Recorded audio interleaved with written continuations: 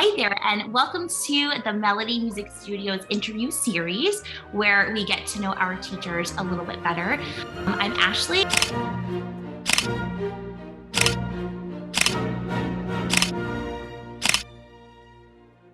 Today I'm here with Barry. Barry, thanks so much for joining me for this interview. You're very welcome. So my first question for you is, can you please tell us what instruments or voice types you typically teach? I typically teach piano, guitar, and flute. Those are my main instruments. I teach some drums as well. I've been playing for 30 years now. Wonderful. Awesome. And my next question for you is, can you tell us what ages or experience levels you primarily work with?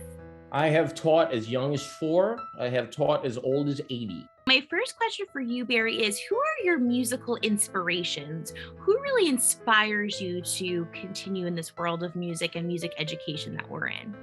Well, it's a pretty wide range. I started off into Guns N' Roses back in the early 90s when that was the big thing, and it was Slash who inspired me to pick up guitar in the first place, although I picked up flute when I was 10 just to join the band, and then played guitar throughout high school and got into Frank Zappa and got into a lot of jazz like Miles Davis and Coleman Hawkins and guys like that. And then I really got into the flute when I was 19 after hearing Rahsaan Roland Kirk play the flute. No one could play like him. I thought it was the most amazing thing I'd ever heard in my life. So I got into him. And then I got into classical music and learned some classical piano like Beethoven and Mozart, and mainly Beethoven. He was my big inspiration going into that kind of music. Nowadays, it was the Beatles was a big influence on me.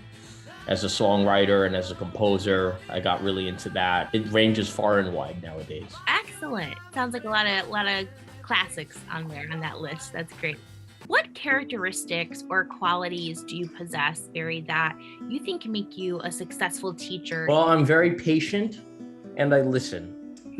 And as a teacher and as a musician, those are two very important things. I've taught a lot of special needs students in my time, and I kind of specialize in that. How to move your fingers in a particular way to play piano or play guitar, anything like that has been a big thing for me. So I take my time. I get to know my students on a personal level. We have good conversations and we can learn from each other and listen to what they listen to. If they have something they want me to hear, I want to hear it.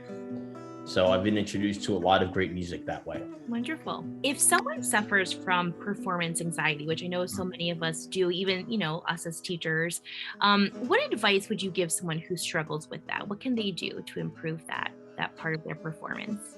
Well, you get a particular energy when it comes to performance anxiety. And the best thing to do is go out there and pretend like there's nobody there and just let that energy go. Because people don't notice and they don't care about mistakes.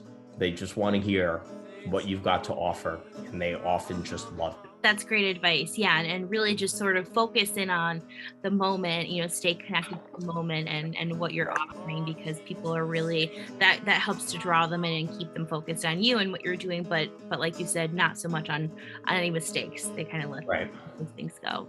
Do you come from a musical family at all? My grandfather was a piano player. He did it. He wasn't a professional, but he taught my dad. My dad didn't really stick with it, but he was very encouraging when it came to my interest in music when I got into it. It skips generations in my family. Really interesting. My last question for you is there anything that you've accomplished in your musical career or your teaching career that you would like prospective students to know? What would you like to share with them? The most success I've had was I joined a band as a flute player, as a rock band, playing flute, and we've played festivals and toured around the world, and it's been a real great joy in my life to be able to do that, because the flute, most people kind of associate with an orchestra and don't think you can play rock and roll on it, but you can, and I do, and that makes me really happy. That's a great answer. I'm sure that's really inspiring for a lot of, little ones who might want to pick up the flute, but really have this interest in more than maybe just classical music. Yep. Wonderful. Well, Barry, thank you so much for sharing your answers with me today and taking the time to do this interview. And we're going to go ahead and sign off for today. And until next time, thanks. Bye. Thank you.